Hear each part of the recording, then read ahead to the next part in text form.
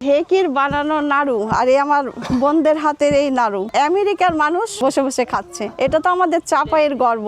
এতটাই সুস্বাদু দেশের বাইরে পর্যন্ত চলে যাচ্ছে আলহামদুলিল্লাহ। মানে আর্থিক কোনো প্রয়োজনে না, শুরু করেছিলাম মেনলি আমরা শখের বসে। প্রথমে ওই যে আম পাঠিয়েছিলাম, প্রথমে দিয়েছিলাম আমার ভাই আছে ব্যাংকে, মানে যেহেতু আমাদের চাপাইয়ের আমের তো একটা আলাদাই চাহিদা, ফার্স্টেই নিয়েছে। তারপর আরেক ভাই আমার থাকে ঢাকায় ফার্মাতে, ওকে বললাম, ও তো আবার বললো যে হ্যাঁ ঠিক আছে আপু পাঠাই দেন। এত এইভাবে এই করতে করতে প্রথমে কিন্তু আসলে আমার ভাইদের আত্মীয় স্বজনদের ওইভাবে দিতে দিতেই প্রচারটা বেশি শুরু হয়েছে। তারপর আমি পেজ খুললাম, পেজে অ্যাড দিতাম। প্রথমেই অনেক পরিচিতি লাভ করেছিল শতরূপা পেজ আমার। আমি আসলে চাকরি করিনি, আমি চাচ্ছিলাম যে আমাদের যে যে জিনিসগুলো, আমাদের গ্রামীণ যে ঐতিহ্যগুলো, খাবার বলেন, নকশি কাঁথা বলেন, মানে আমাদের ভালো প্রোডাক্টগুলো আমি চাচ্ছিলাম যে আমাদের জেলার বাইরেও যাক। তারপরে দেখি আস্তে আস্তে যারা দেশের মধ্যে, তারা অনেকে তো দেশের বাইরে থাকে, আমার নিজেরও রিলেটিভ অনেক দেশেই থাকে, দেখলাম যে ওরাও মানে বাইরে থেকে খুব সাড়া পেলাম। এভাবে আস্তে আস্তে মানে আমাদের পেজের মানে জনপ্রিয়তাটা বেড়ে গেল। তখন ছাতুর নাড়ু, এটা আমাদের তো একটা চাপাইয়ের ঐতিহ্য, নারিকেল নাড়ু, তিলের নাড়ু, মুড়ির নাড়ু, তারপরে হচ্ছে আমাদের কলাইয়ের আটা, কলাইয়ের ডাল, এগুলোর প্রচুর মানে চাহিদা আমাদের বিভিন্ন জেলাতে এবং দেশের বাইরে। আমার একদম গ্রামীণ পরিবেশে এই যে বোনদের মানে অনেক পরিশ্রম করে কষ্ট করে তৈরি করা জিনিসগুলো প্রতি বছরই অর্ডার হচ্ছে।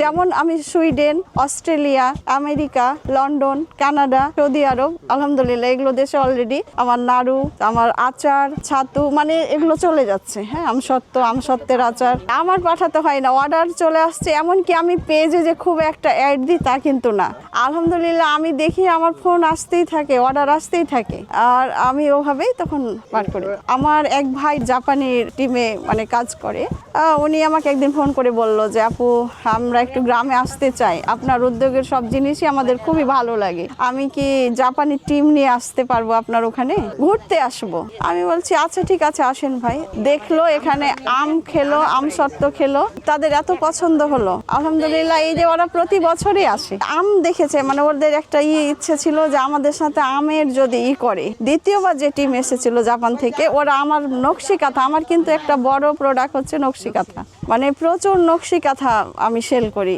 আর সেই নকশি কাঁথাগুলো কিন্তু তৈরি করে আমার গ্রামের মেয়েরাই।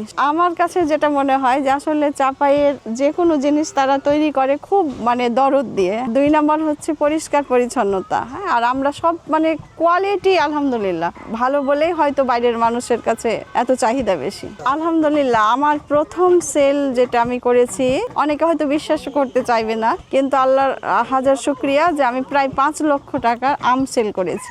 আমি যেটা আমার উদ্দেশ্য যে চাঁপাইনবাবগঞ্জের যেগুলো বেশি জনপ্রিয়, সেই জনপ্রিয় বিখ্যাত জিনিসগুলো আমি চাই যে আমার জেলাতে শুধু না, আমার জেলার বাইরেও বিভিন্ন জেলায় যাক। আমার চাঁপাইয়ের মানে আমার যেগুলো আমার কাছে মনে হয় যে হ্যাঁ এগুলো সেল করার উপযুক্ত, ওগুলো সবই সেল করতে পারি। আসলে মানুষের শাশুড়ি অনেক সময় অনেক কিছুই করে, কিন্তু আমার পরিবারের প্রধান হচ্ছেন আমার শাশুড়ি। ওনাকে আমি কখনো শাশুড়ি বলে ডাকিনি, উনি মা বলেই ডাকি। ওনার সাপোর্ট না থাকলে কিন্তু আমি একটুও পারতাম না।